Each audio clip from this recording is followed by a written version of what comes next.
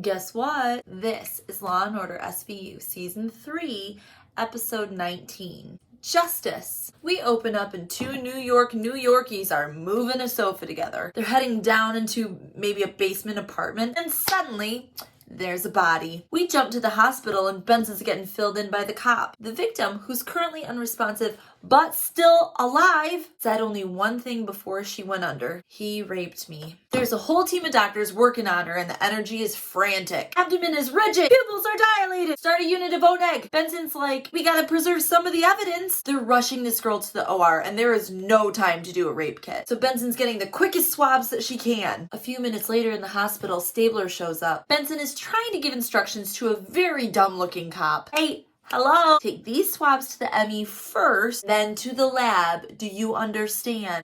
She didn't make it. Victim died on the table. And this stops Benson in her tracks. They were trying to save her life and I was trying to make a collar. No, dude, she had massive internal bleeding. There was nothing anybody could have done.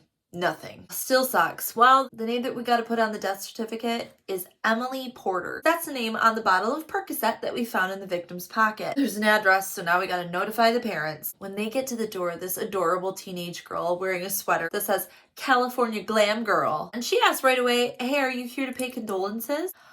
My grandma died last night. Mom comes to the door. Are you the mother of Emily Porter? No, I am Emily Porter. What? Okay. So we show the real Emily Porter a photo of the victim. She's never seen her before. And the Percocet with her name on it? So she had a root canal 2 weeks ago, but the pills made her loopy. Do you have any idea how they left the premises? And they all slowly turn and look at California Glam Girl there in the background. Heather, there's a guy in the skateboard park that will buy anything. His name is Doc. So we send Finn over to shake Doc down. Goes in playing cool, but then immediately starts digging through this guy's pockets. Finn, that is not legal. I'm gonna charge you for all this shit if you don't give me her name. Doc doesn't know her name either, but she came in this morning at around 10 and bought some happy pills. The Percocet. Yeah, she was trying to cover up her face with this big floppy hat, and he saw her walk across the street to that hotel. That disgusting, seedy hotel. Okay. We check in with a dude working at this hourly establishment, and he remembers the hat too. Floppy hat met a guy here. Who was the guy? I don't know. White, 30s, kind of buff. He says, he's trying to hump her here in the lobby, but she's Miss Arm's Length. Let's sit and talk. He practically dragged her upstairs. Check the books to see the guy's name. It's a Mr. Dover. Ben Dover. Okay. Room 406. Please tell me that room hasn't been cleaned since this morning. Not since 72. This room is disgusting. Probably 1,000 DNA samples there. And was there a struggle here? Or is it just completely ransacked all the time? But what's this? It's a black floppy hat. And the tag says, made exclusively for Destination. Benson and Stabler head to Destination, which turns out is a very expensive boutique. Snobby store clerk helps them find the hat right away. This thing is fucking ugly. It is $7.99. Stabler is like, oh, well, she found the only affordable thing in here. Benson's like, Stabes, that's $799.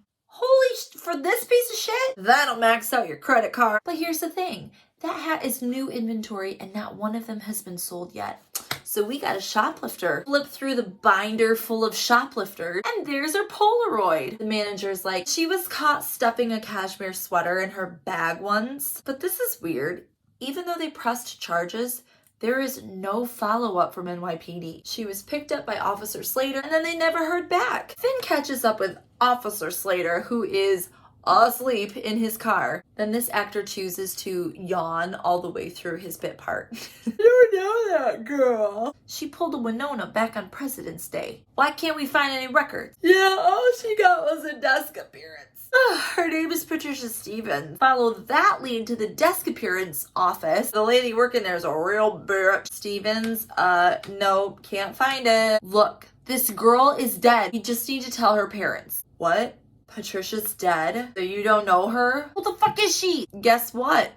She is Judge Thornburg's stepdaughter. This is huge. Thornburg has a sterling reputation as like a hanging judge, so he might have a lot of enemies. Cragen is real shaken up about this because this is his bud. They went to school together. Cragen knows his wife and 2 little boys. And it's strange because he's never even heard of him having a stepdaughter. He decides He's got to do this notification himself. We jump over to the Thornburg household. Brooke, Trisha's mom, is very upset by this news. But when she leaves the room, the judge is like, okay, we can drop the niceties. He's been expecting this for a long time. That girl's been in trouble since puberty. She was rebellious. They had to send her away to boarding school. She's only been back for like a year. Apparently, this rebel finds so many ways to torture them, like getting a piercing and a tattoo. No, say it ain't so. So meanwhile, Benson and Stabler are at the crime lab. There's shards of glass in the scalp of the victim, so it probably is this broken beer bottle. They can tell by the trajectory and the blood spatter that she got hit standing up here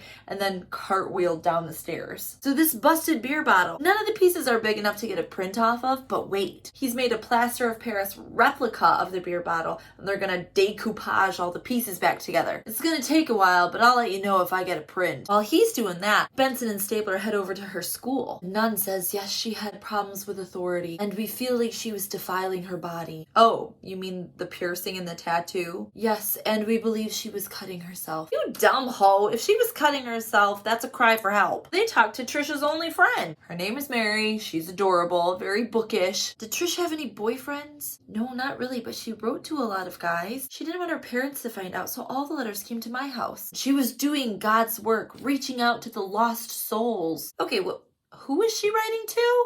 Prisoners! Go through her locker and find 5 dudes that she's pen pals with. One of them, Thomas Bird Gordon, got out 1 week ago. He did 12 out of 15 years for man 1, but he also has a history of being grabby hands. ADA Cabot looks them all up on the super old computer.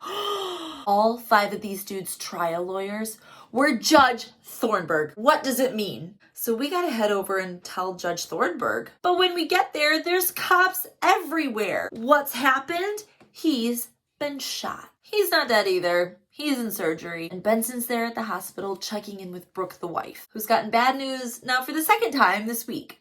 Is there anybody that wants to hurt your husband? Also, did you know that your daughter was writing a bunch of prisoners that your husband put away? What? She doesn't know Thomas Bird Gordon, so we check in with Tommy's parole officer. Yeah, rape homicide fits my guy like a glass slipper, but he's only been out a week. But here's something interesting. The manslaughter one that he got put away for was a bar fight where he killed a guy with a broken beer bottle. So Tommy's been working at his sister and brother-in-law's body shop. These two fucking hate each other, and it's kind of fun to watch. Was Tommy in yesterday? Yeah, he comes in every day. He was just in here long enough to ask for the day off. What did he need the day off for? Said he was getting some tape. Yeah, law against that or something. What time did he come back? Well, it wasn't too long. That schmuck didn't come back at all. Took my van with him. The van description is gold with flames. Probably not going to be super hard to find. We're going to first check his old haunts. The first on the list is the Eager Beaver Strip Club. They walk in. The first stripper you see is wearing a long sleeve shirt. I'm not kidding. Prime time, but make it sexy. The head stripper says, yeah, we seen him. Prison didn't teach him anything. Still can't keep his hands to himself. He was asking Sheila over here to go down to Falcone's with him after work. Team heads over to Falcone's, and there's the van. Open the front seat of the van, and there's a .38. The same kind of gun that just shot the judge. Finn even sniffs it. That's recently fired. So they walk into the bar and arrest Tommy, who is wasted. Jump ahead to when his blood alcohol level's a little lower and he's ready to spill. Patricia was writing to him. She started it. Said she would give him anything and everything he wanted. Sex, drugs, but he had to do her a favor. She didn't say what the favor was, and then when he got out, he was raring to go. She had the Percocet and it took a little convincing, but he says the sex was eventually consensual. Also, she's a fucking teenager. This is that favor. Guess what it was? He had to kill her stepdad. What? Did he do it? Yeah. He shot the judge. But when they tell him that Trisha's dead, he's super shocked. Cragen doesn't want to believe it. There's no way. Let's just say for the sake of argument that it's true. Why would she want him killed? I don't know. She's just a sick girl. Cause you know, white dude code. The girl must be crazy. Benson and Stabler head to Trisha's funeral that's practically empty, and they run into Mom Brooke Thornburg's sister, Erin. Erin's watching Brooke's 2 little boys, but she's got something to say. Stabler's like, you go on. I'll watch the kids. I have a lot of experience wrangling kids. I am a dad. Erin tells Benson that Trisha and the judge did not get along. But there's a problem with Brooke, the mom, too. Brooke's first husband fucked off. Then Brooke got a job as a court reporter for Judge Thornburg, saw him as a meal ticket, and she wasn't gonna let Trish muck it up. They sent Trish away, adopted a boy, had another boy, started their own perfect family. That's why they sent her to boarding school. Trish never went to boarding school. Just before Trisha turned 12, the judge took out a PINS petition, person in need of supervision. He sent her away to kiddie prison. Finn heads over to check this place out and talks to the warden. In the 3 years that Trish was there, she never opened up, but they suspected sexual abuse. Why is that? The usual symptoms. Hypervigilance, exaggerated startle response, the fact that she wouldn't talk about the baby, insomnia. Whoa, baby? Jump back to Benson and Stabler at the Thornburg residence. Mrs. Thornburg, why did you not tell us about Trisha's pregnancy? 12 years old, and you sent her away to conceal it, didn't you? I don't know what you're talking about. Well, we've done some research, and your adopted son, that's Trisha's boy. Who is the boy's father? We all know where this could be going, and Cragen doesn't buy it. No. He's one of the most respected judges in all of New York, which doesn't mean squat to me if he raped an 11-year-old. And then they have a very intense staring contest. Okay, we need this boy's DNA. So Cabot's gotta go in and convince Liz fucking Donnelly that getting a judge's kid's DNA is appropriate and necessary. You're willing to risk your future and my reputation? Need I remind you that I am responsible for the integrity of this entire bureau? A judge has used the power of the court to further his own agenda. If the light we shine on him is not brighter than the light we shine on the public, this bureau has no integrity. Well, color Donnelly impressed. She signs that paperwork. Jump to the hospital where Cragen is entering the dark room of a recovering Judge Thornburg. So your paternity test came back. Trisha's baby is yours. You raped that little girl. Cragen's being awfully fucking nice to a child rapist right now. Is that why you killed her? Thornburg says something really stupid like, oh, I couldn't help myself.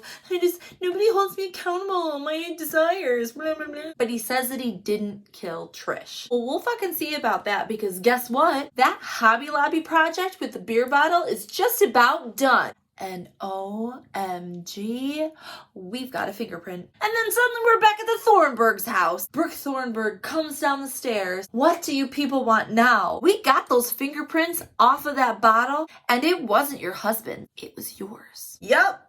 Turns out she murdered her own daughter. She went out to find Trish thinking she was hooking up with the guy that was the father of the baby. And that's when Trish told her, the father is your husband. So she smashed a beer bottle on her head. You know, as you do. And then she looked at me like I betrayed her. Screen goes black, Dick Wolf. And that was Law & Order SVU Season 3, Episode 19. Jum jum.